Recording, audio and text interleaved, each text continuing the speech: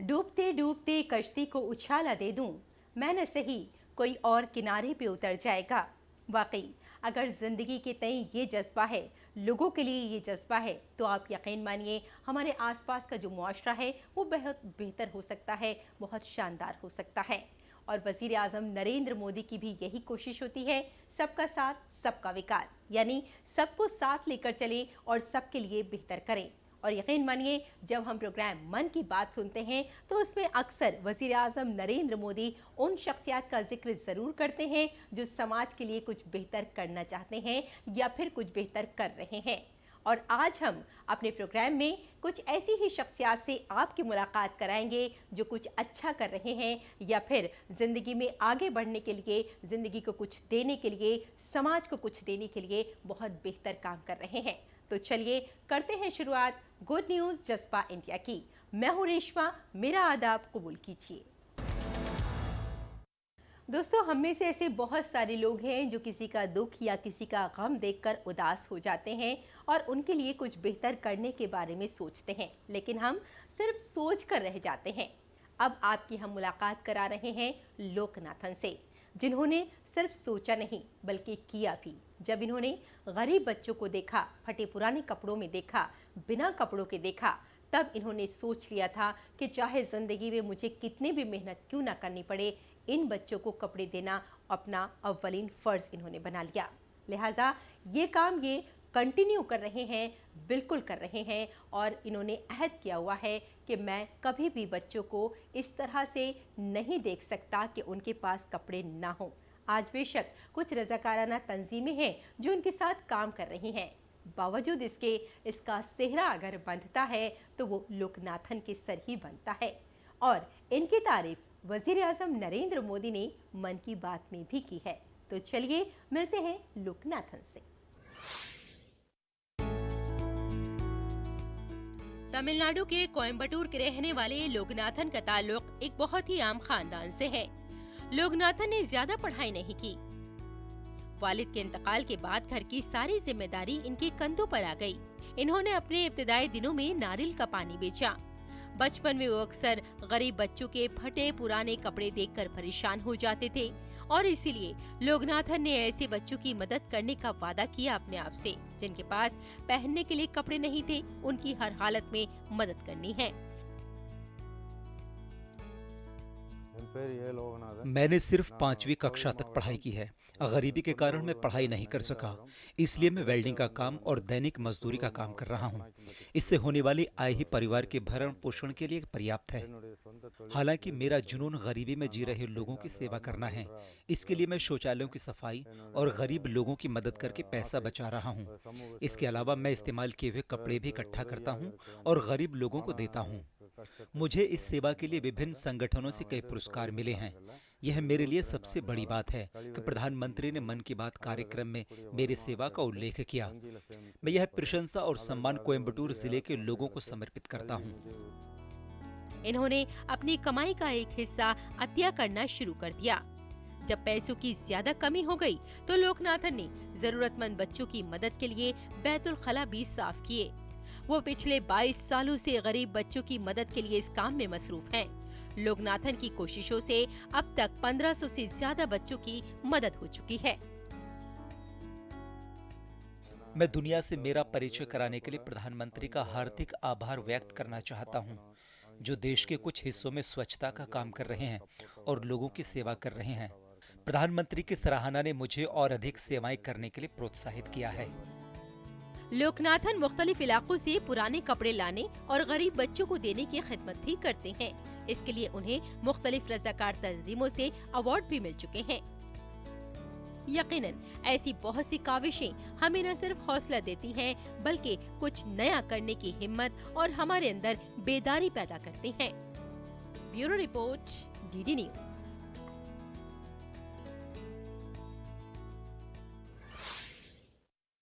और अब आपकी मुलाकात करवाते हैं यूथ क्लब के उन नौजवानों से जो लोगों की जिंदगियां बदल रहे हैं। वाकई अगर ज़िंदगी में तालीम की अहमियत से हमें इनकार ना हो तो तो आप मान सकते हैं कि सबकी जिंदगियां बदल सकती हैं। जिन लोगों ने तालीम हासिल नहीं की, उन्हें ये नौजवान तालीम दे रहे हैं। बहुत सारे लोगों को रोजगार दे रहे हैं, जिससे गांव वालों की जिंदगी बदल रही है। कैसे कर रहे हैं ये नौजवान काम? आइए आपको मिलवाते हैं इन्हीं नौजवानों से और जानते हैं इनकी दिलचस्प कहानी।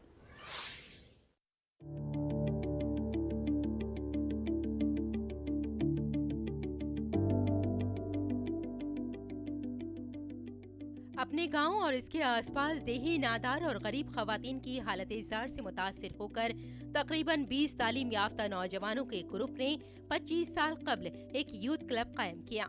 इनकी मुहिम की बदौलत आज तकरीबन 220 देहातों की 229 खवातीन खुद इन्हिसार हो गयीं और दस्तकारी का काम कर रही हैं। बोच्चीपुरम के यूथ क्लब ने न सिर्फ आंध्र प्रदेश के श्रीकोल्लम जिले के दूरदराज देही इलाकों के गरीबों को बेख्तियार बनाया है, बल्कि इन्होंने तकरीबन 5 लाख रुपए की कुल आर्ट वर्क की पैदावार और 2 लाख रुपए की बरामदी मार्केट भी बनाई है। इसके अलावा 1980 में शुरू होने वाली इस रजाकाराना तंजीम ने अब तक 380 सेल्फ हेल्प ग्रुप्स को फरोग दिया है।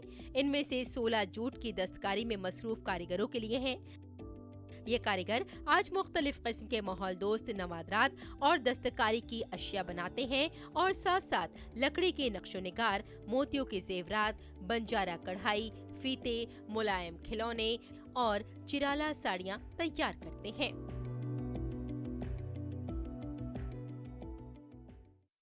हम में से कुछ लकड़ी की नक्काशी करते हैं, गहने बनाते हैं, खिलौने और बर्तन भी बनाते हैं। आज सभी जागरूक हैं, हम किसी के आगे हाथ नहीं फैलाते, खुद अपनी आजीविका कमा रहे हैं।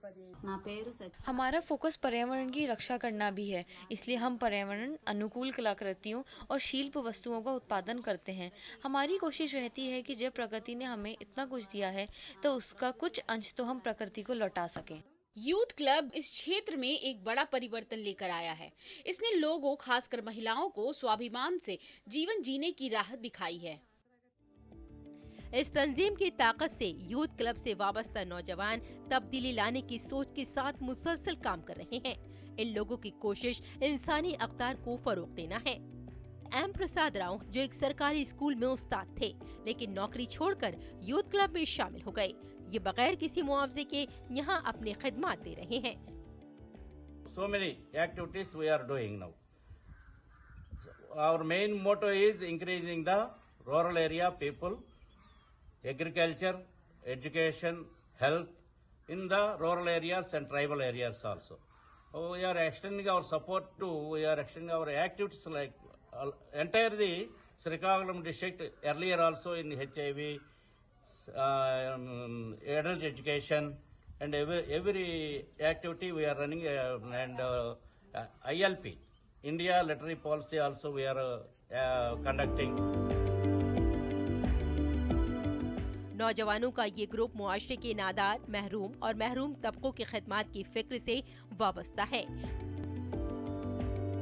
ये लोग अपने खानदान की किफालत के लिए मुख्तलिफ जगहों पर काम करते हैं, लेकिन समाजी कामों में हिस्सा लेने के लिए भी अपना वक्त निकालते हैं।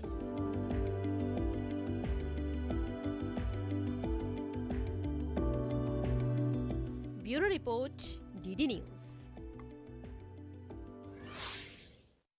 और यहाँ रुकते हैं एक छोटे से ब्रेक के लिए, जल्द हाजिर होते हैं। आप देखते रहिए गुड न्यूज जज्बा इंडिया का। चाय की प्याली के साथ खबरों से भरी नई सुबह, देश की राजनीति, आम जन की कहानी, विदेशों की हलचल, कारोबार का गुणा भार, खेल का मैदान, मनोरंजन और ज्ञान विज्ञान, विरासत और संस्कृति के साथ सेहत की बात और ग्लैमर का तड़का। सोमवार से शुक्रवार सुबह 8 से 9 बजे, सुकून से भरा नया सवेरा।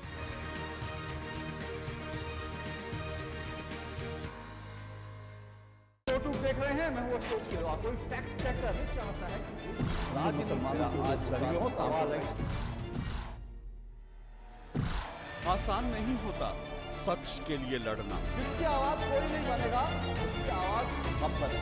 जो डर जाते हैं वो झूठ से कहां टकराते हैं। जो गरीब के स्कूल में, गरीब के स्वास्थ्य के लिए खर्च होना चाहिए, वो लूट कर इन्होंने अमीर ठेकेदारों को दे दिया। सच को जानना हो तो झूठ पर करना होता है प्रहार, हर बार बार बार। मैंने आपसे पूछा, आपने ठीक है नहीं कहा ना आपने। और कोई मुद्दा नहीं है तो सोनिया गांधी की गुडबुक में मैं अपना नाम गोल्डन अक्षरों में कैसे दाखिल करूं? इसलिए न फेक न्यूज न झूठ, हमेशा सच के साथ 2-2। देखिए मेरे साथ 2-2, सोमवार से शुक्रवार रात 9 बजे सिर्फ डीडी न्यूज पर।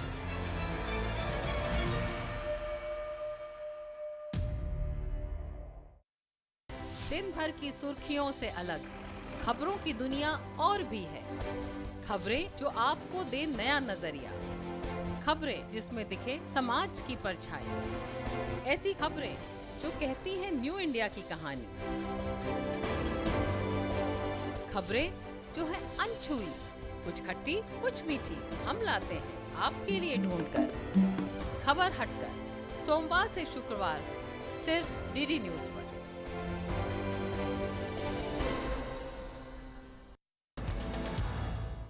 दोस्तों, साफ सफाई को निस्फ ईमान कहा जाता है और हम सबके लिए साफ सफाई कितनी ज़रूरी है इस बात से हम सब वाकिफ़ हैं।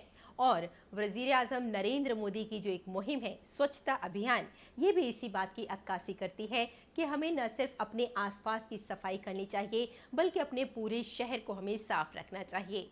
और इसी के मद्देनज़र सूरत शहर के कुछ नौजवान ऐसे हैं जो इस शहर को साफ सुथरा कर रहे हैं और इसके लिए उन्होंने एक मुहिम छेड़ रखी है और हर इतवार को सूरत शहर को चमकाया जाता है, साफ सुथरा किया जाता है।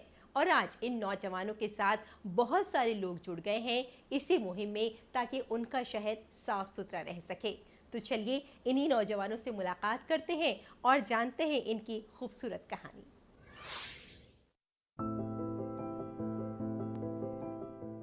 सूरत गुजरात में नौजवानों की एक टीम से मिलिए। इन्होंने सूरत का एक प्रोजेक्ट शुरू किया जिसका नाम है एक लक्ष्य। लक्ष्य सूरत को सफाई और पायदार तरक्की की एक मिसाल बनाना है। ये काम जो चंद लोगों से शुरू हुआ था, आज इन लोगों की तादाद 50,000 से ज्यादा हो चुकी है। ऐसी ही काबिल सताइश कोशिश सूरत में देखने को मिल रही है। नौजवानों की एक टीम ने यहाँ प्रोजेक्ट सूरत शुरू किया। इसका मकसद सूरत को एक मॉडल शहर बनाना है जो सफाई और पायदार तरक्की की एक बेहतरीन मिसाल बन जाए।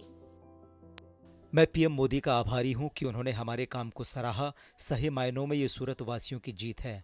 हम तापी के संरक्षण का काम कर रहे हैं जिसमें न सिर्फ म्यूनिसिपल कॉरपोरेशन बल्कि आम लोग बढ़ चढ़कर काम कर रहे हैं। 90 के दशक में सूरत का गंदगी से हाल बदहाल था, लेकिन आज सूरत को सबसे साफ शहर बोला जाता है। इसका श्रेय जन सहभागिता से किए स्वच्छता के आम लोगों के प्रयासों को जाता है। इन लोगों के लिए हर इतवार सफाई के लिए वक्फ है और इसीलिए इन्होंने इसे सफाई संडे का नाम दिया है। इस कोशिश के तहत सूरत के नौजवान अवामी मकामात पर जाकर सफाई करते हैं।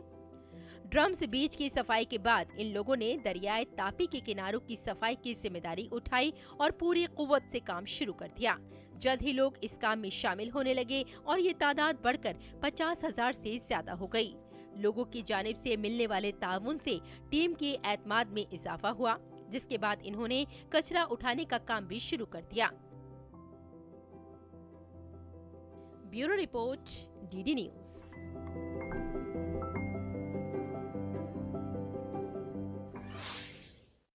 तो देखा आपने, सूरत प्रोजेक्ट से सूरत शहर की तस्वीर बदल रही है। अगर हम चाहें तो क्या कुछ नहीं कर सकते, अपनी ज़िंदगी में बहुत कुछ बदलाव ला सकते हैं। ज़रूरत इस बात की है कि हम कुछ अच्छा सोचें, कुछ बेहतर सोचें। अब आपकी मुलाकात हम करवा रहे हैं वर्षा आकृति से। वर्षा वो शख्सियत हैं जिन्होंने अपने दम पर एक कंपनी खड़ी की है, इको फ्रेंडली कंपनी। और वाकई इस कंपनी से इन्होंने बहुत सारी मसनूआत बनाई हैं और ख़ास बात यह है कि इन मसनूआत के साथ साथ इन्होंने कई सारे लोगों को रोज़गार भी दिया है। और इस बात की तारीफ वज़ीर आज़म नरेंद्र मोदी ने मन की बात में भी की है। क्या है वर्षा की पूरी कहानी, आइए आपको दिखाते हैं इस रिपोर्ट में।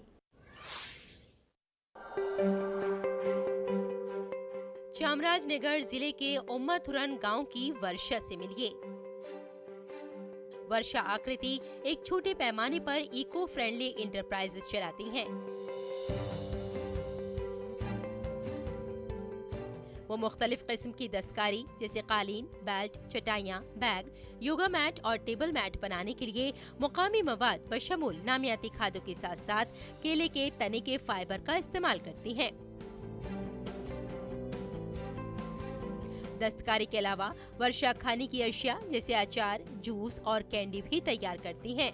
वर्षा ने फसल की कटाई के बाद केले के पौधों के लिए जीरो वेस्ट मैनेजमेंट अप्रोच के नुक्ता नजर के साथ न सिर्फ अपना कारोबार कायम किया, बल्कि इन्होंने बहुत से लोगों के लिए रोजगार के मौके भी पैदा किए। इनकी मसनूआत मुख्तलिफ प्लेटफॉर्म्स बशमूल ई कॉमर्स वेबसाइट के जरिए ऑनलाइन फरोख्त के लिए दस्तयाब हैं। I got inspired from the Pradhan Mantri's Modi ji's talk, and I thought of doing this in our farmhouse so that we have plenty of banana growing near to our farm, and we contacted KVK. There they have a machine for extraction, and I saw that machine, and then I went to Tamil Nadu for purchasing the machine. I have taken the machine. Now I have 2 machines working. I have started doing in May 2021 May. During that time the sales was little bit less. Now it is good because of KVK support and NABARD support. दर हकीकत 2 साल कब्ल मन की बात programme में PM Modi के जरिए उजागर किए गए पहलुओं से मुतासिर हो गई थी वर्षा, और इन्होंने Oxford college of engineering Bengaluru से एमटेक की डिग्री हासिल की थी। इन्होंने अपने शौहर कांता स्वामी के साथ एक कंपनी शुरू की। कांता स्वामी मैसूर की एक आईटी कंपनी में काम करते थे। अपने स्कूल जाने वाले बच्चों की देखभाल की जिम्मेदारियों के बावजूद वर्षा अपने कारोबार की देखभाल के लिए मैसूर में अपने घर से अपने बागात तक 45 किलोमीटर से ज्यादा का सफर करती हैं। Last year I have attended a international jamboree, Scout and Guide Jamboree, which is held in Mudbidre, Alvas institution.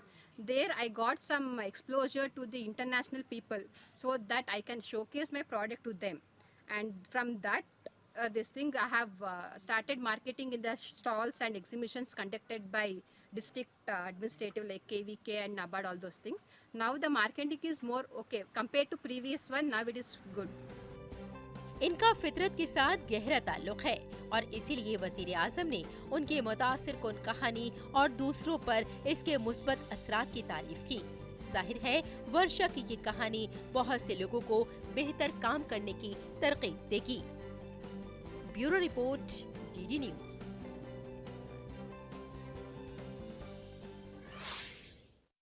और यहाँ रुकते हैं एक छोटे से ब्रेक के लिए, जल्द हाजिर होते हैं। आप देखते रहिए गुड न्यूज जज्बा इंडिया का।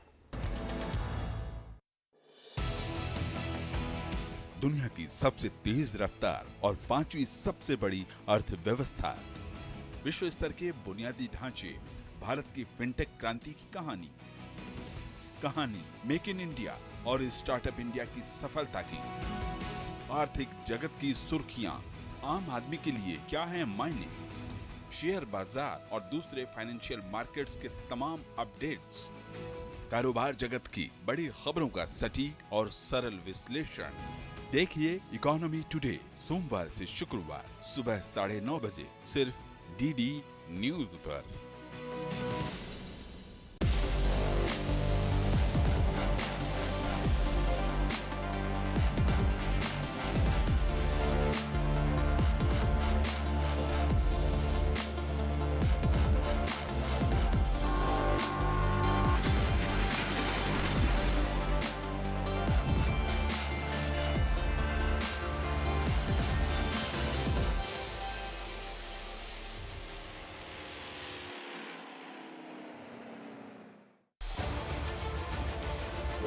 उत्तर से दक्षिण तक, पूर्व से पश्चिम तक, देश हो या दुनिया की खबर है तो पड़ताल जरूरी है। देखिए हमारे साथ मेरे पीछे भारत की सबसे एजेंडा भारत का और किस तरह से एक नई शुरुआत इस वक्त लोगों को अगर स्वरोजगार से आपने तो इसमें सोमवार से शुक्रवार दोपहर 3 बजे सिर्फ डीडी न्यूज पर।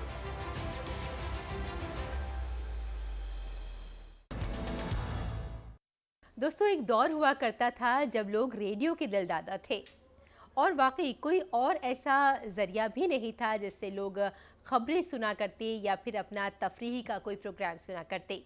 आज बेशक ज़राए बहुत ज़्यादा हैं, लेकिन अगर देखा जाए तो वज़ीर आज़म नरेंद्र मोदी भी मन की बात रेडियो के ज़रिए ही करते हैं, यानी रेडियो आज भी पॉपुलर हो रहा है।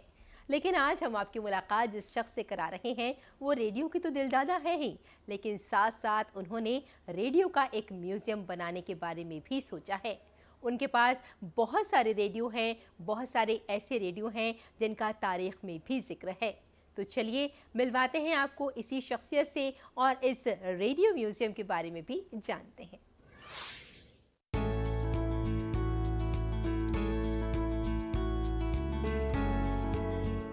आज मोबाइल के दौर में रेडियो कहीं गायब हो गया है, लेकिन उत्तर प्रदेश के अमरोहा जिले के गजरौला के रहने वाले राम सिंह बौद्ध ऐसे शख्स हैं जिन्होंने खुद रेडियो का एक म्यूजियम बनाया है।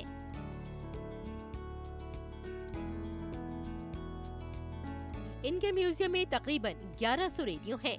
राम सिंह बौद्ध को 1976 में उत्तर प्रदेश गोदाम कॉरपोरेशन में क्लर्क के तौर पर तैनात किया गया था। रेडियो और पुराने आलात को महफूज रखने के शौक ने इन्हें मशहूर कर दिया।